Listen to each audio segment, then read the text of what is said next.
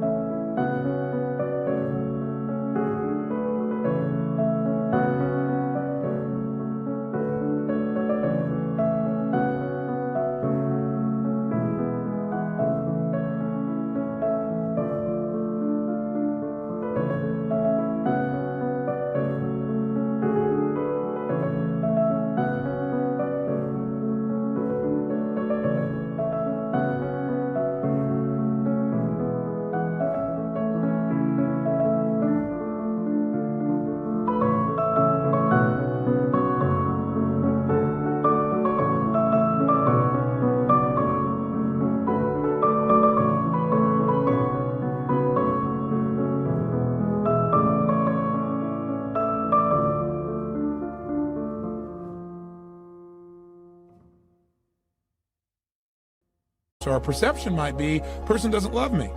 Do we need to change our perception? Do we have some rules that are inappropriate in this situation? And the answer here probably is yes. Wouldn't you agree? This person is just wrapped up in what they're doing because they're just immersed. It doesn't mean they love you any less. What this emotion is telling you is you need to change your perception, because otherwise you're going to feel pain for no reason. You might also look at this same situation as a symbol that you need to change your procedure. Procedure means the way you're proceeding with this information. In other words, what this may be is a signal to you that you really aren't communicating your real needs to your husband or to your wife. Maybe what you need to do is change your procedure, and instead of feeling hurt or instead of feeling uncomfortable, turn to your husband or wife and say, honey, I know you're wrapped up in your work. I know you're totally immersed. I know you're trying to do stuff that supports the whole family here. But you know what? I just need, 3 minutes with just you and I, because I really need right now to just feel loved by you. I need to hold you. I need to feel connected to you. Now, if that person starts to get upset, obviously you're getting feedback that your procedure still didn't work. You have to be a little more flexible, a little more creative, or maybe a little bit more loving in the way you do it. Or maybe change the timing in which you go about something. But that's changing procedure, changing the way you communicate. Or another way of changing procedure might be it's a signal that says that the way you're communicating your husband or wife doesn't make them want to make you feel loved right now. That your present behavior may be turning them off. For example, let's say you feel rejected by them because when you come in the door, they don't rush up and give you a hug. They're immersed in something. Now, how do you respond to that? Well, what a lot of people do when they feel rejected is they feel uncomfortable with it, or they feel hurt, or some people get angry when they feel rejected. Now, what's the message of anger? The message of anger is you have a standard for your life, something that's important to you, and it's not being met by another person, or maybe even not being met by you. Sometimes we get angry because we're not living our own standards, huh? So let's say as a result, one of your standards is that people who love you, they run up and they greet you in your home. They don't do that today. Well, you feel angry. One of your standards has been violated. Something you believe important is not happening, and now you're angry about it. How do you respond now to your spouse who doesn't even know what's going on? Maybe you give them a dirty look, or maybe you make some snide remark, or you find something wrong with what they're doing. As a result, this person may very well purposely reject you. Now when you're feeling this rejection, you're feeling this hurt or this anger, and you say, okay,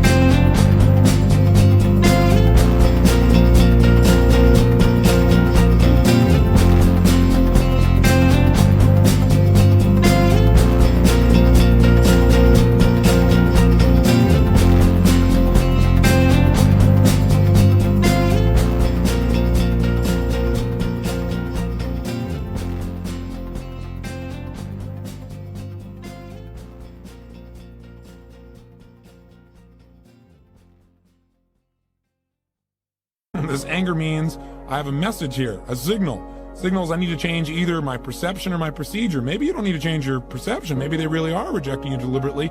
Maybe the procedure is not only how you communicate, but how you're behaving. Maybe you need to look and say, I'm not treating this person in a very loving way. No wonder they're giving me this feedback. I need to change me. Are you following me so far? So we're always getting the message. We're identifying the signal. We're appreciating the message and knowing the message is telling us we either need to change our perception or our procedure. The way we're communicating, the way we're behaving. See, I believe the most powerful force in the world is to be consistent with the thoughts, ideas, concepts, and beliefs you hold to be true about yourself. That is what identity is. Identity is the governor on every single area of your life. It literally sets the temperature for all of the conditions of your life. It says we know what we are, but not what we may be. Getting what you really want and being able to attract it into your life. What we have to look at is basically the obstacles that we have conditioned ourselves. You notice I say that we have conditioned ourselves, because I've never believed that we need to be putting the responsibility on someone else. If you're conditioned, it's because you have allowed yourself to become that. And if we've conditioned ourselves to believe certain kinds of things, and one of the things that we kind of believe and hang on to and live with is this whole idea that all of the things that happened to me in my past are what are keeping me from doing what I'd like to do today. Life is meant to be lived joyously. It truly is. If you're doing and living a life that's not joyous and happy, something is wrong and you need to make a change.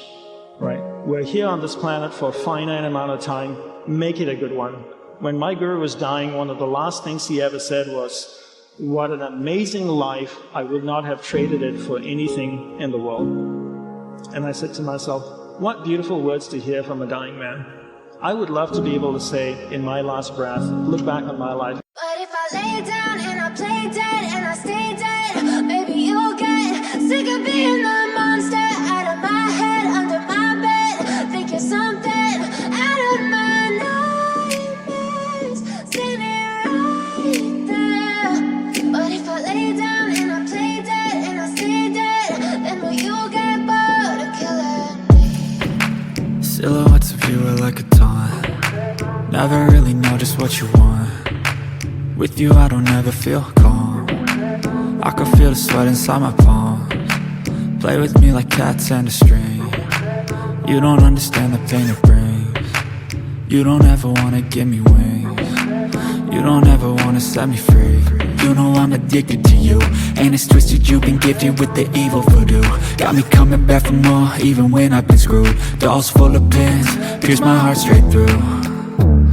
I got issues in my head, I like you in my bed, but you keep me on red. Oh, everything is like a test, I better not text or I'll come off desperate. But if I lay down and I play dead and I stay dead, baby you'll get sick of being the monster out of my head, under my bed. Think you're something out of my nightmares, standing right there. But if I lay down and I play dead and I stay dead, then will you get bored of killing me? So if I play dead, will you regret everything that you did, that you said? I don't think you understand what you're doing, and my heart's black and blue from the bruising. I feel like when I'm with you I'm losing. I feel like you think that this amusing, sitting there gaslighting and confusing. Was it me? Is it me? Am I deluded? I'm the one who's always sorry, the conclusion, even though I offer all of the solutions. I wish you loved me like I love you, it's stupid. When I'm alone with you I never feel lucid. I wish I wasn't struck by Cupid. I wish when I first saw you I knew this. When I'm with you I feel so useless, I feel diluted, my heart's been wounded. Silhouettes of you are like a taunt. Never really know just what you want. With you I don't ever feel calm. I can feel the sweat inside my palms. Play with me like cats and a string. You don't understand the pain it brings. You don't ever wanna give me wings. You don't ever wanna set me free. But down and I play dead and I stay dead, maybe you'll get sick of being the monster out of my head, under my bed, thinking something out of my nightmares, standing right there. But if I lay down and I play dead and I stay dead, then will you get bored of killing me? Then will you get bored of killing me? Then will you get bored of killing me? Then will you get bored of killing me? Then will you get bored of killing me? And go, what an amazing life it was. And that was just, I couldn't do it again, even if I tried. That was just fantastic. In order to do that, we really need to know what we want. There becomes a time when you no longer fit in your old story. There's a new part 2 trying to be born for you. And it requires you to own every part of the past, but own every part of the possibility.